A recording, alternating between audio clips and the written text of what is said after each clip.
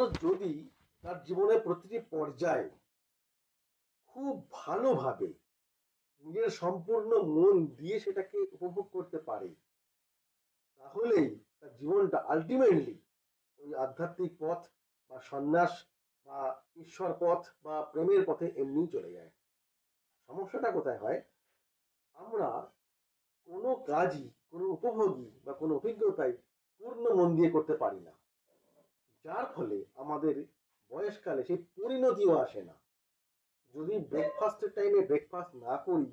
আমার দুপুরে খাওয়ার সময় ব্রেকফাস্ট মিস করবো, খাওয়াটা এখন খালি পেটে সকালটা খাইনি,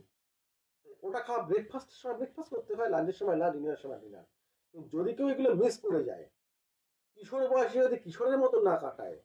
যৌবন বয়সে যদি পূর্ণ মন নিয়ে যৌবনের মতো না কাটায়, তাহলে বার্ধক্য বয়সে এসে তার যৌবন থেকে ডাক